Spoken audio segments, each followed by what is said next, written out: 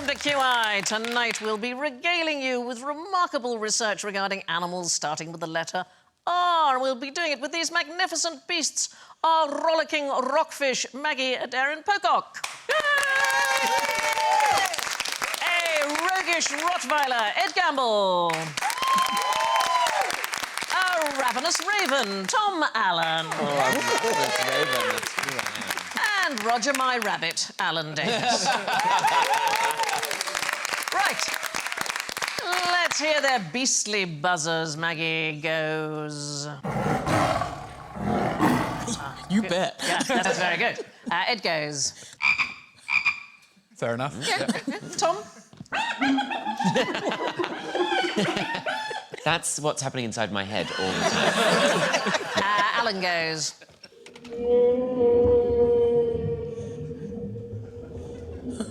What animal do you reckon it was? It sounds like a blue whale, surely. I mean, what kind of boy doesn't know his blue whale from his humpback? Oh, a humpback. Oh. Right, now, today's show, all about animals, but Maggie, you work on the sky at night, you're a scientist, you're always looking up into space. What animal can you see here, if I show you this picture? There are people in the world, mostly Japan, China, other Far Eastern countries. Rabbit? It is a rabbit.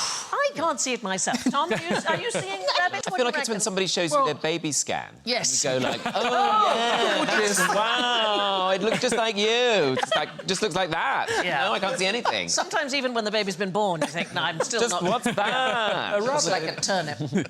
I don't see it, but we can superimpose Oh, please, the thing on the superimpose. top of it, and then...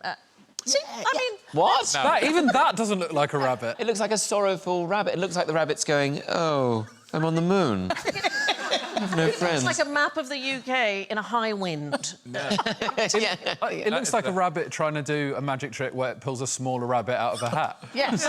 Apparently, it's meant to be a mortar and pestle, and it's grinding, I don't know, herbs for the gods. In some stories, the rabbit is a companion of the goddess of the moon, who's called Chang'e, the Chinese goddess of the moon. She floated up to the moon after drinking too much elixir of immortality. I've People who been there. peddle these things, you think they ever run out of steam. She floated up to the mid... Oh, it doesn't matter. Yeah. She was married to a celebrated archer who was called Hu Yi, and it was too hot. There were 10 suns in the sky, and he shot 9 of them out of the sky, so then we only had 1 left. And the goddess in charge was so thrilled with this that she gave him the elixir of immortality, but only enough for 1. So he thought, I'm not leaving my wife, that's not nice. So he put it under the bed. She drank it. Yeah, I know, it's not a happy marriage story, is it? Not really. They couldn't split it. Well, anyway, she floated off to the moon because he was so cross with her. Oh, that's been a downer, that story. OK. What do they think the moon is? Yeah. I mean, does she think you get up there and it's like a sort of a Four Seasons hotel or something? Well, it's a really good question. What do you think the moon is? Because the Samoan people believe that there was a girl called Sina, and she was a beautiful girl who thought that the moon was made of breadfruit, and there was a terrible famine, and so she asked the moon to come and feed her. The moon was annoyed, so it kidnapped Sina into the sky, and so she lives in the moon. It's crowded up there, isn't it? terribly Everybody busy. living up there. So she terribly thought busy. the moon was breadfruit. Yes, she did. So she asked the breadfruit to come to her so she could eat the breadfruit, and then the breadfruit kidnapped her because it was annoyed. Hey, breadfruit, yeah? Yeah, yeah. Come down, yeah, sure, OK. Now you're coming with me. Yeah, exactly. It's not a I good see, story. when I hear about planets with more than 1 moon, I'm quite envious. Like Jupiter's got several moons. We're well over 60, and we're Well finding over more. 60? Oh, yeah. The outer planets tend to sort of be... They're bigger, and they sort of more gravity and stuff like that. But you see, our moon is the best moon. Why? Well, compared with Earth, our moon is very big, and so it helps protect us. So asteroids, meteorites, things like that, the moon will take some of those knocks. You can see it on the craters. So the moon takes some of the knocks for us. It's like a bouncer. Yeah, that's it. Oh, it's step away. Yeah, I'll take that. Move on. If the Earth and the Moon perhaps were formed at a similar time, and the Earth is in the Goldilocks zone with the water and the environment and the atmosphere, and so it is the Moon, but the Moon, nothing. No, a really harsh environment. But the moon's so much smaller. If you talk the surface area of the moon, it's about slightly smaller than the surface area of Asia. So it's quite small in comparison. And also, being small, it's got lots less gravity. And so, yeah, if it did ever have an atmosphere, it's long gone. So it's the size and the lack of gravity that stops it forming an atmosphere. Yeah. Also, as a result, it means the sun's rays blast it really hard. And so, for instance, temperature on the moon goes from minus 150 to plus 150. So Oh, I had a boiler like that once. you just can't get it right. There's nothing in the middle. So tell me something, while we're delving into your knowledge here. If there was an actual rabbit on the moon, Yes. would we have been able to detect it, in theory, if we had had the Planck spacecraft? Yes. Am I right that they were able to detect variations in temperature Yes. to like a millionth of a degree? Yes. So you could, through temperature, have Yes. picked up a rabbit on the moon? But yes, but assuming a rabbit could survive on the moon and maintain its temperature, then it could have picked it up. Right. So, I'm getting so carried away. I'm quite interested. Generally on this show, we know nothing, so this is a very exciting move into actual facts. At the moment, this feels like the morning of a science exam, and Maggie's the only child who's done any of it. There may be some actual animals living on the moon. That is a possibility. So in 2019, an Israeli spacecraft crash-landed on the moon. Oh. The payload contained tardigrades. Do you know about tardigrades? Yeah, water bears. Yes. Yes. Yes. Very, very robust.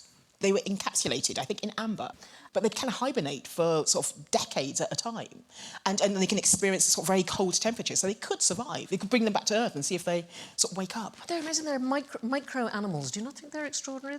I think they're kind of cute, actually. No, it's horrible. It's like some horrible alien dick pic. Let's Google that. Horrible alien dick pic. See what comes up. But they were desiccated, the ones that land on the moon. Like Presumably they- coconut. Yes, darling, exactly like coconut. But I don't know. Chewy, but Yeah. Delicious. If you drop them in water, whether they'd come back to life. I don't know enough about Tom, this is not tardigrades. Bake Off. Right, how might small pants affect your sex life? My. Any thoughts? I'm very much enjoying the dungaree version on the far left. I don't know quite what he's going to put in that pocket. Yeah. So what's going to go in there? But imagine if a painter decorator turned up dressed in that, you'd be like, oh no, you're not taking this seriously at all. I don't think you would be either. I have a little prop here to see if this assists you. So I'm talking about very, very small pants, OK? These are polyester underpants, and they have been used to... not these particular ones, obviously, but pants this size, used examining the sex life. You're not asking how it would affect my sex life. Yes, it would, it might. What, those might? Well, not I'd these. imagine it'd completely destroy it. This is a pair of tiny trousers, a little bit like the ones that were used by an Egyptian urologist called Ahmed Shafik. And he wanted to study the impact of various textile materials on the sex life of rats. OK. Why might he think that this was a good idea? Funding? Search grant. Yeah. well, rats are quite similar to humans. Well, in some ways. We often use them... Well, I don't. No.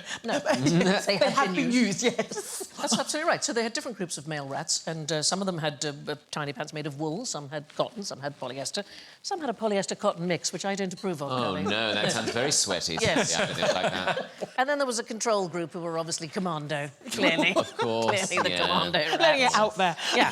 And I don't know if I can say it on here, but they had little openings made for the anus and for the penis and for the tail. You've said it. You just said it straight out. I know. Did it sound all right? That sounded fine. You ran with it. Yeah. You're saying it with a pair of tweezers in your hand. I know. I didn't want to touch it. A picture of a rat wearing those. No, unfortunately, we don't. Samuel Whiskers is the best that we could do wearing a pair of pants. Anyway, the rats were selected based on their high potency, OK? I know. And so they had their sexual activity... Fill in a form. High potency? High. Oh, yes, that's me. So they had their sexual activity checked 4 times. So it was once before the study, then once after 6 months of wearing the pants, whichever... 6 months of wearing the pants? And then once after 12 months of wearing the pants. 12 months? And then finally at 6 months after the pants had been removed. So these are the 4 times that they A checked. year of wearing the same pants. What were they, students? Yeah. So here's the bit of the graph that I don't care for. It's the insertion to mount ratio. So the control group and the wool group and the cotton group, it didn't seem to make any bloody difference to them at all. Their sex lives seem to be exactly the same. They don't have to take their pants off. They're ready to go. No, because there's a hole. I tried to show you. Oh, yeah. There's a little... Don't make her do it again. No, No, no. that's very unpleasant. If their partner's got the tweezers, they're Yes, all right. exactly. How do the pants with the hole in the front and the back for the tail relate to human trousers? Because I've only got 2 to 3 pairs of trousers with a hole in the front and the Yeah, back. no. So what I'm saying is the wool was fine, the cotton was fine, the Commander, they were all fine. It's the polyester and polyester mix pants. So they showed an increase in attempted mounts, but a decrease in successful insertion. Is it because they just slide slid off. right off? Well, it may... Was the other rat wearing polyester as well? Terrible Friction there. I mean, Fire. Yeah, there was a... Does anybody remember nylon sheets? That was a very bad idea. You got into bed and slid out the other side. if you did it in the dark, you could stroke them and they'd spark up. Spark up. You actually Really? see light. Yeah, Yes. it's like a light show. So, darling, this is some of the issues with these polyester pants, right? Is that it generated electrostatic charges in the scrotal area. Do you see how I'm saying all of these things? Everything about that is so sexy. Yeah. Wow. When you say things like that, Sandy, I mean, I don't know if they'll be able to broadcast this. Very good. Electrostatic charges in the scrotal area. I'm just committing it to memory. I'm going to use that one. I've never seen a pornographic film. Do they have voiceover? Because I could do the voiceover. I think I think you just did. Have voiceover. I wish they did have voiceover. Do you think it's like a David Attenborough nature doctor? And then we have the plumber. No, that's not the tool I thought he meant at all. surely there's audio description. Pornography for the visually impaired.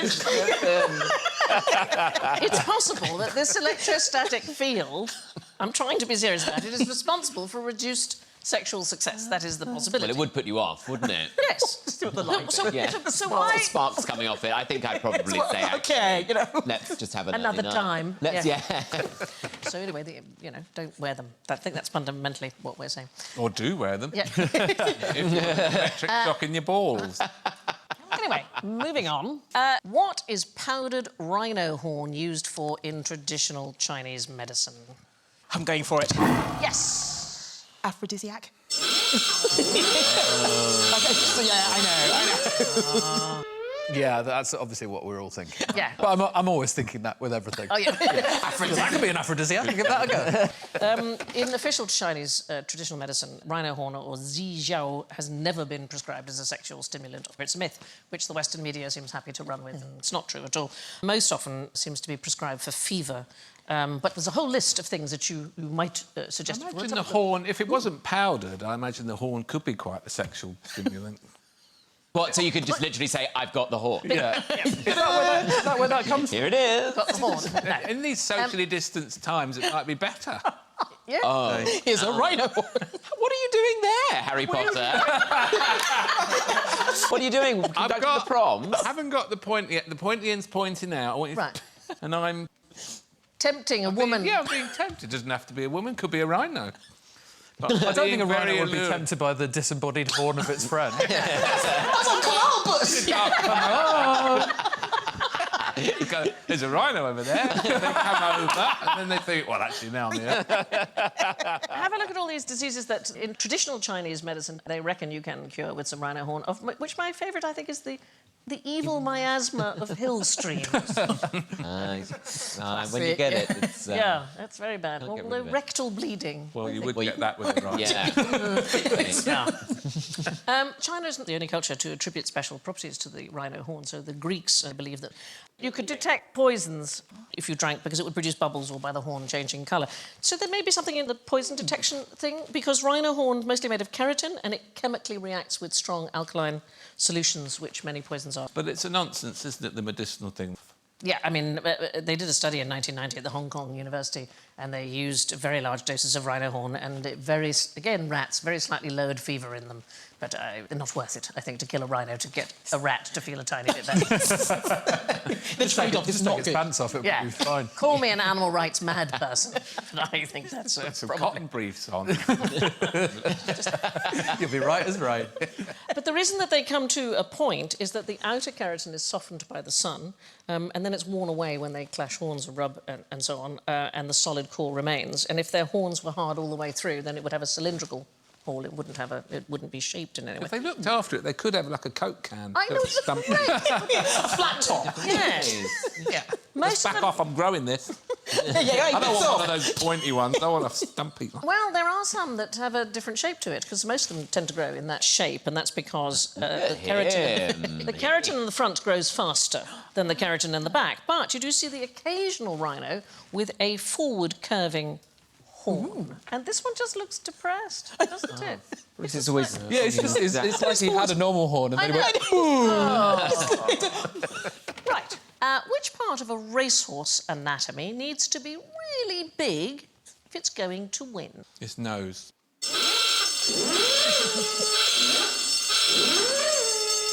A long nose is going to get you there first. Yeah. It depends how long, right? Yeah, but a head by a nose. A couple of feet. Just the whole length of the track and just going... Yeah. I don't think this one's a winner, particularly. You can read, though. So. Yeah. What's the feature that's most directly linked to success on the track? Oh, is it? It'll be testicles or something again, won't it?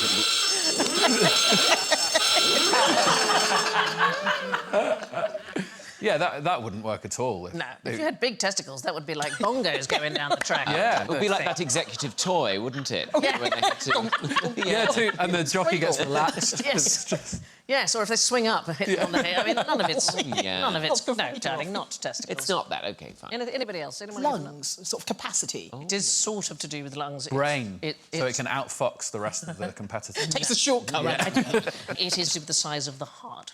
So the way that gamblers used to predict... do you follow the horses at all? Do you ever bet on the horses? Your name's Stuff? Gamble, that's why she's asking Yes. you. I was quite accusatory for a second. Do you follow horses? No, sorry. Just leave them alone. Well, I love a bit of a gamble, but I don't know anything about it. But it used to be whether the horse was from good stock, so whether the parents or the siblings had won lots and lots of races. But in fact, they did some analysis. There's a man called Jeff Sedder. He's a racehorse analyst. So he collected lots of data from young racehorses and about how many races they had won, and the size of the left ventricle was the most telling physical trait. So the left ventricle is obviously the bit that pumps oxygen back out into the body, right? Right ventricle puts it back into the lungs, but then pumps it out into the body. And the size was the most critical thing. So he examined them all using ultrasound, not surgery, because that would be... that would be... This one was great. He would have been really fast. And it led him to predict the greatness of a horse called American Pharoah. It was an extraordinary horse. Went on to win the 2015 Triple Crown, which is a sort of grand slam of racehorsing success. So this is American Pharoah. And there was also a famous racehorse called Phar Lap. He was a sort of national celebrity in Australia during the Great Depression. And it was discovered he had a heart that was twice the size of an average horse. In fact, that heart is now displayed in the National Museum of Australia. I do hope they have other things as well. just the most successful racehorses are the ones with the biggest hearts. When the ravens leave the Tower of London, where do they go? They're not allowed I to thought leave, something, are they? the throw of the monarchy, or I think something horrible happened. Well, it's a myth. So the notion is that they've consistently lived at the Tower since the reign of Charles II, and that he was warned the crown would fall if the ravens ever left. In fact, the earliest record that we can find of ravens at the Tower only goes back as far as 1895. And probably it was to do with the sort of raven craze that followed Edgar Allan Poe's famous poem in the 1850s. And we can't find any evidence of them being further back than that. So usually there are 6 ravens, right, in the Tower, and they get raw meat and dead mice. Special treat, biscuits soaked in blood. Anybody? There was one called George, who was a repeat offender. And in 1981, he disappeared but was recaptured at the local pub and made to return to duty. But his bad behaviour continued. And eventually he was retired. The Tower announced on Saturday, the 13th of September, 1986, Raven George, enlisted 1975, was posted to the Welsh Mountain Zoo. Conduct unsatisfactory. They posted him. Died in the envelope on the way there. But he's not the only raven to have gone AWOL.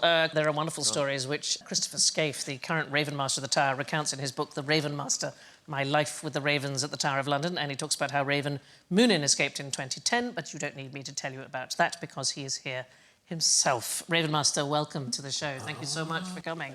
Tell me about Moonin's escape. What happened?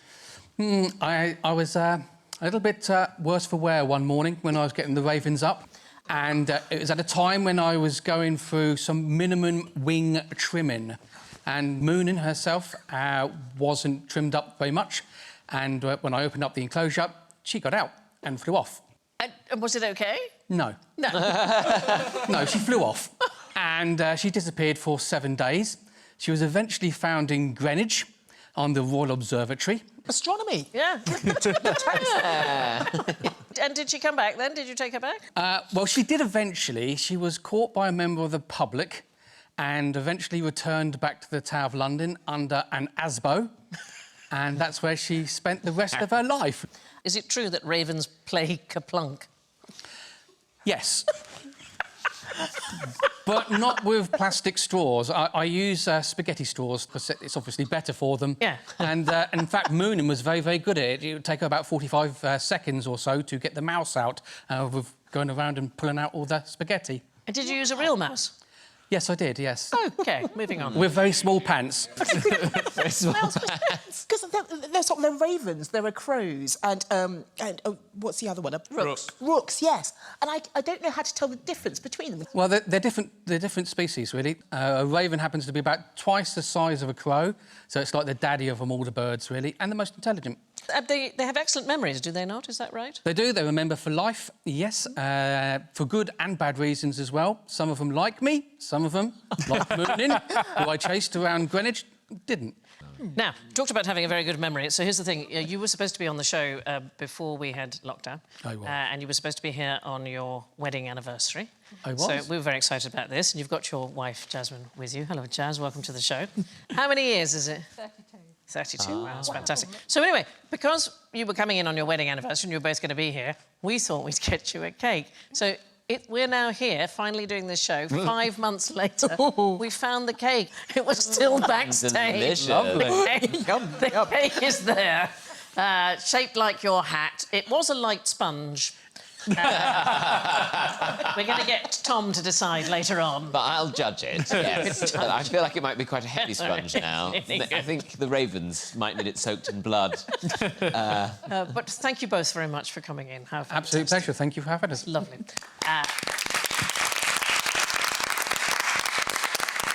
Raven George was dismissed for being stark raven mad. Now, what's the most reliable way to recognise a rattlesnake? Ooh. Go for it, Ed. It's rattle. Yay! No, why not? They're all the same. No, they're not all the same. Not all rattlesnakes rattle. Is the problem. That'd be annoying if you were a rattlesnake and you didn't. One thing. None of the other Well, we saw rattlesnakes that would hang out with him. No, we'd just be embarrassed, Yeah. wouldn't you? Yeah. The Santa Catalina rattlesnake. It's Santa Catalina is an island off the coast of Southern California. It doesn't have a rattle at all. And nobody knows why. Maybe because it lives on an island where there aren't any large hoofed mammals. There's very few humans that might stumble on it. Basically, it doesn't need one. So what makes it a rattlesnake? Yeah. It's just a snake.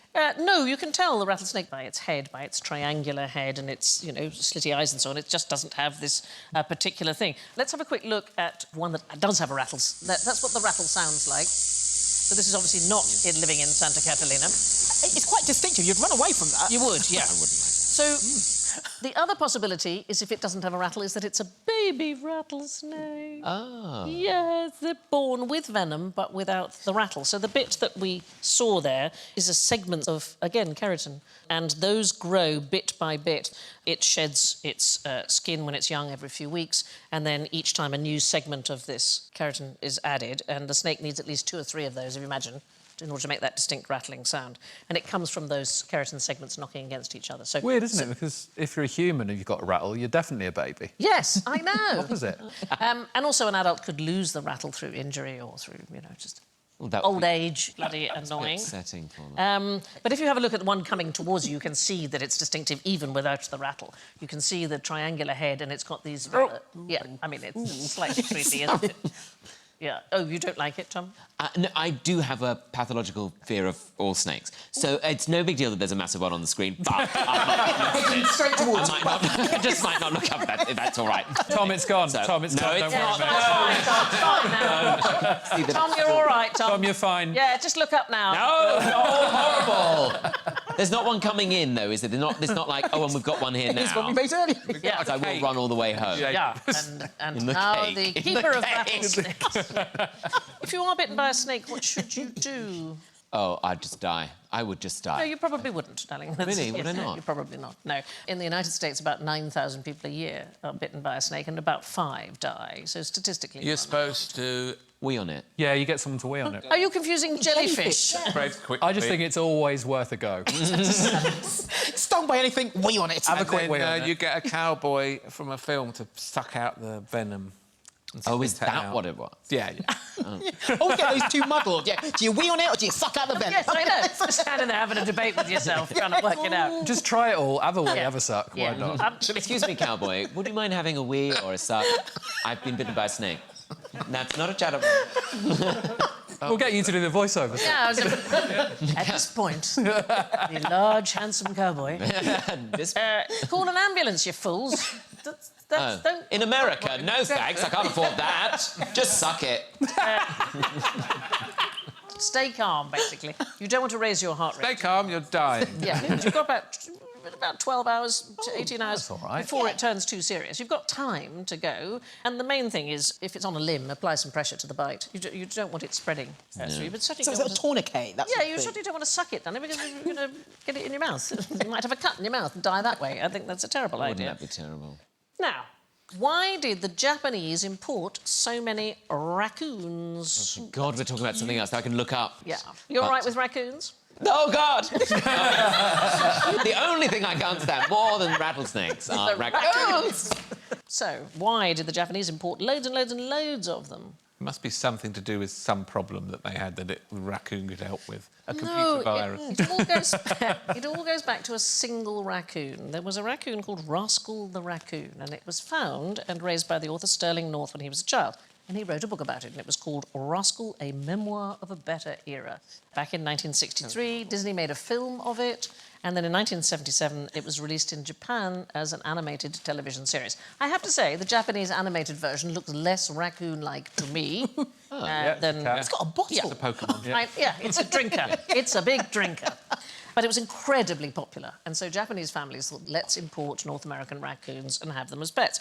Clearly, they had not reached the end of the series beforehand, or they would have realised this is a terrible, terrible mistake, because Rascal the Raccoon ends up to release him into the wild because they make terrible pets. They are unbelievably destructive and vicious. Aren't they quite violent? They're Quite vicious, yes. But by then, over 1,500 raccoons a year had been brought into Japan until they eventually banned them.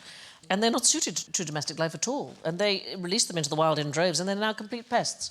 About 80% of all temples in Japan have suffered raccoon-related damage. The clue was there when he was called Rascal. Ah, yes. I don't know how that translates in Japanese. Maybe it's adorable. Cute. The Japanese name for them is areguma, which means washing bear, and it's thought that they wash their food because they so often dip it in water and roll it around in these incredibly dexterous hands. So they have an incredible sense of touch, and 2/3 of their sensory data comes from touch, and water is thought to help this tactile ability to retrieve the information that they're holding. Why do you think they have a mask? Why do you think they have that thing around the eyes? Coronavirus. Yeah, Coronavirus. protect them. Yeah. They have it on public transport. Yeah. And They only Take it wear off when they get... they take it off when they're just walking along. So responsible. Yeah, they knew about it before we did. Yeah. But it's on their eyes rather than... Yeah, they could have got it wrong. Yeah. But that's why they're always washing their hands. They're very... Got in and out. Burrowed. It's one way. It's one way. Any thoughts? Dark mask around the eyes? Something camouflagey about it. Well, we're not really sure, but it may just reduce glare. Well, they do that. The American footballers do that, don't they? They put dark Yeah. black under there, and it reduces the glare from the. I thought it was just to look mean. Yeah, I thought it was. Yeah. Yeah. I think it has gone a bit war paint. But that was the original idea. The Japanese do have a native population of raccoon dogs, which are totally unrelated to raccoons, despite their appearance, and they call them tanuki. So the one on the right is a raccoon dog, and the one on the left is a raccoon. They are not in any way related. They're very important in Japanese mythology, so sometimes outside shops you see statues of raccoon dogs, and they... Here are your huge testicles, OK? Not your... Sorry. I don't know why. I knew there was a reason I'd been booked for this. Here your huge testicle. Who ordered the huge testicle? What I meant was huge testicles we talked about on horses. I can't sit comfortably anymore. I know. You said that. So these statues outside shops sport huge testicles, and there we are. And Unmistakably. Yeah, there I am. there's a children's song, and the song goes, I mean, I'm translating roughly here. Tan, tan, the tanuki's testicles ring. The wind has stopped blowing, but still they swing, swing. I mean, what child in the world doesn't want to... Love that. I know. Love that lovely song. Even with no breeze at all. Keep on swinging. Wafting in the wind. Those testicles are all the better for the fact they move when there's no wind. He doesn't look well, does he? He doesn't look well at all. Constantly horrified by the size of his own testicles. Or just exhausted from dragging around. Right, moving on. Name a rock singer who doesn't have a scrotum. Do you like the width and variety of the questions I'm asking? I mean, when I said about the balls earlier on the horse, everyone was like, no, don't be so disgusting. Why are you obsessed with talking about scrotums? Every question. It's just a reoccurring theme. What are we going to do next year when it's the S series? We're going to have no scrotum. No scrotum. You'll have run out of scrotums. Name a rock singer who doesn't have a scrotum. Well, so Avril Lavigne, Pink. Yes, darling. Quite right. No boy comes up with this. Debbie Harry, Janis Joplin, Stevie Nicks. It does sound like an interview question from, like, 1960s Q magazine. Got to name one rock singer without a scrotum. Go on.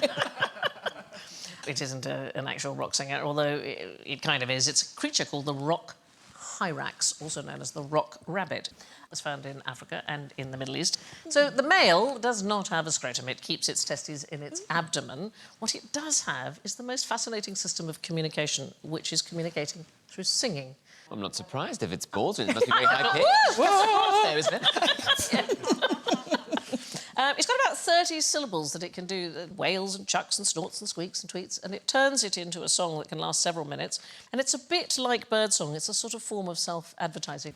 So you can tell about its size and its age, its social status, even its hormonal state, that kind of thing. We have a rock hyrax singing. Please do not think, as soon as you've heard this, you're going to rush out and get the album. It's just on the edge of disappointing. Just going to put it out there. OK, let's have a listen.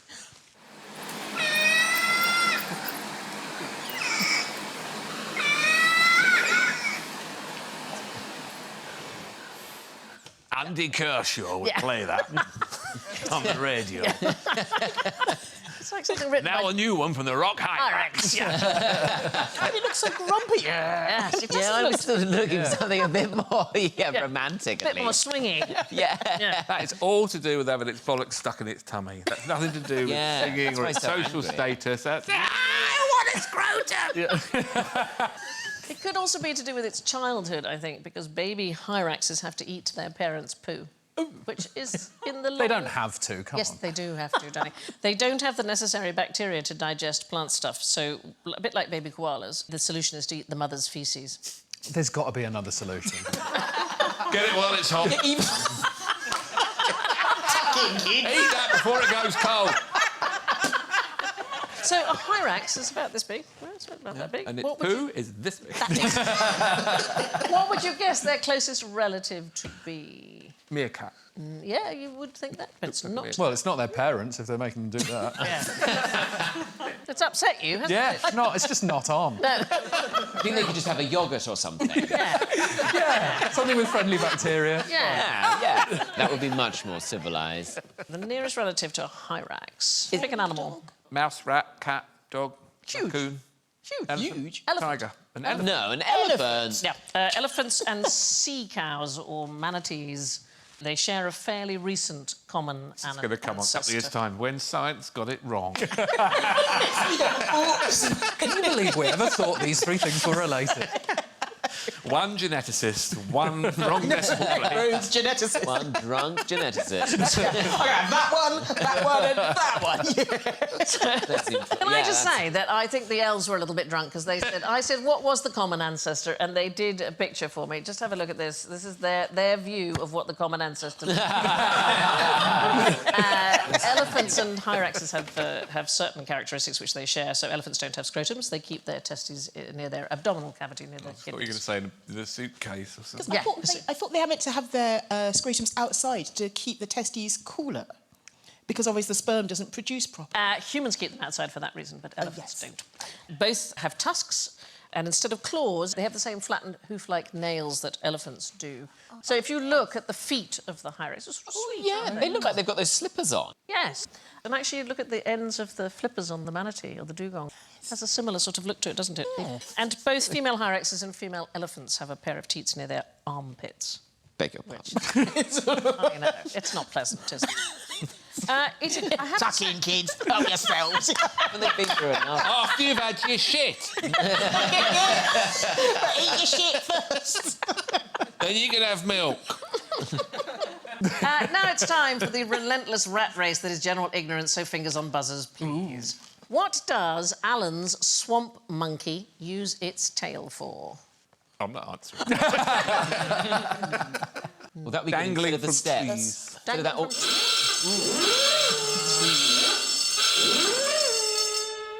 No, so it can't swing from trees or dangle from trees. Why not? It's a fish.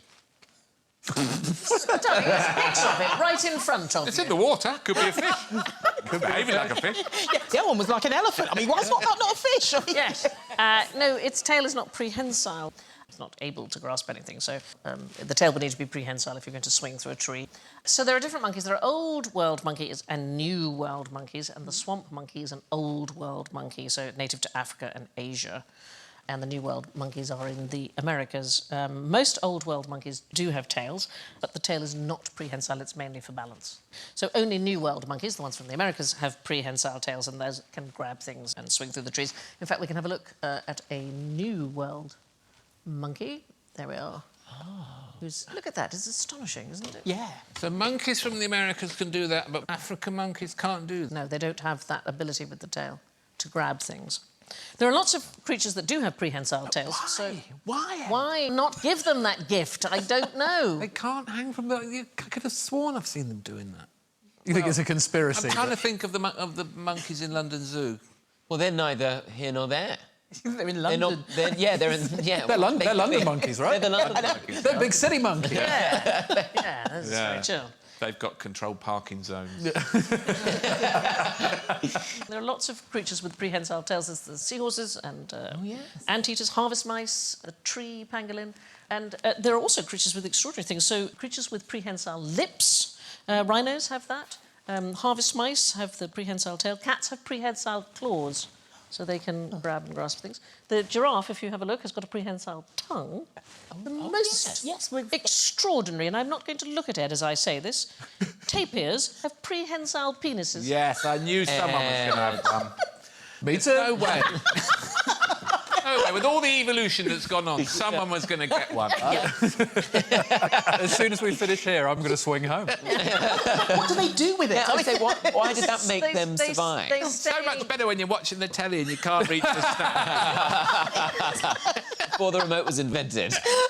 It keeps them... Put the Coupled. nachos a bit nearer. It keeps them coupled. Yeah. Like barbs on foxes. Yes, or with a pig, which has a corkscrew penis. I know. Yeah, you have to get one pig and then spin the other pig in. I think even worse than that, well, for me anyway, the leaf beetle larvae, they have prehensile anuses, OK? It's like a sort of anal turret, and what they can do is they can build shields out of poo on their backs. And they place each piece of poo on their backs, and it becomes this sort of growing structure, and they can even move it I'm slightly. just and it's pleased like... for them that they don't know that's weird. Yeah. If they had any sort of consciousness that they were shitting on their own backs, that was... Nobody else was doing that. Yeah. And is that in I've the... got an anal turret. Why? I could have had a prehensile cock. I could have had massive bollocks like Ed Gamble. Right, moving on. What should you call this if you are in Wales? Yes, Ed. Rarebit.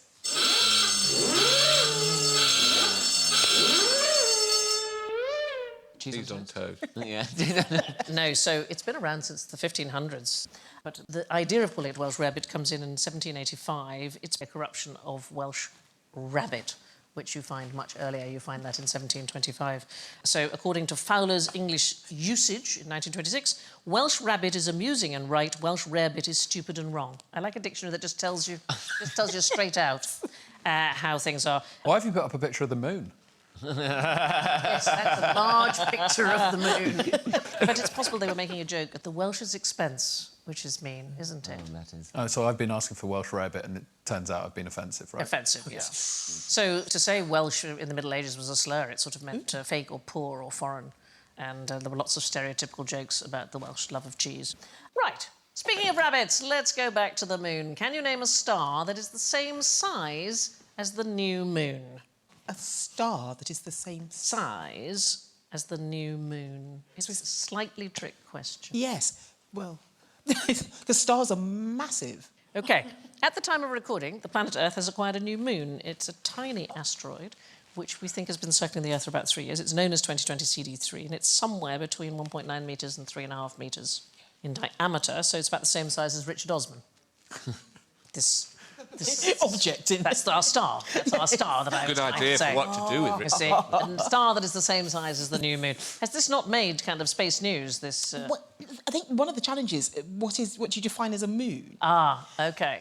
We've had lots of things on this show when we... Oh, we've had so many moons, Yes. honestly. How many moons, right, how many moons would you say the Earth has? And we have variously said there are two, which include Cruinia, a co-orbital body of I the can Sun. remember Rich Hall sitting in that very chair Yes. saying, it's called the moon!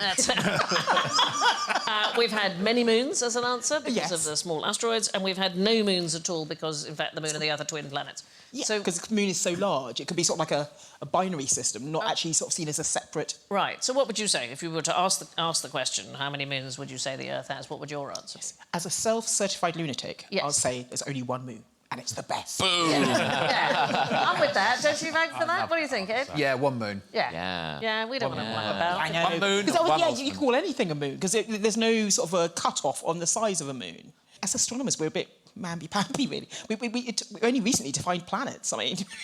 Yes, because poor Pluto lost out. didn't Yes, it? well, see, that's it. Yeah. So Pluto was a planet for ages, and then it's, oh, no, sorry, mate. You're a dwarf planet. Yeah. Is that because it's just gases? No, it's actually a solid rock. Oh, but it's not big enough. It's actually smaller than our moon. Oh, really? Yes. It's probably the size of Wales. That's what people say, isn't Yeah, it? everything's the size of Wales. Yeah. Especially Wales. So there's a suggestion from the elves, which I think you'll like, Alan, that you get 20 restorative points to make up for all the previous moon questions that you've suffered.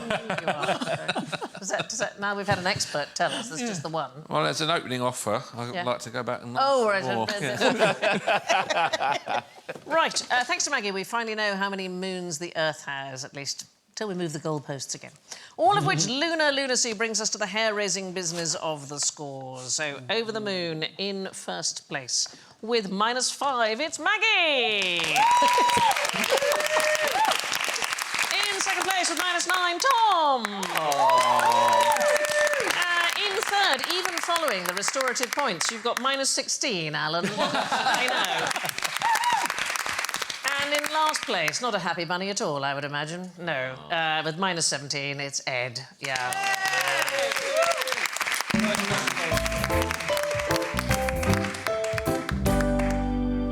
So, my thanks to Maggie, Ed, Tom and Alan, and I leave you with this quote from the High Times Encyclopedia of Recreational Drugs. A drug is a substance that, when injected into a rat, produces a scientific paper. Good night.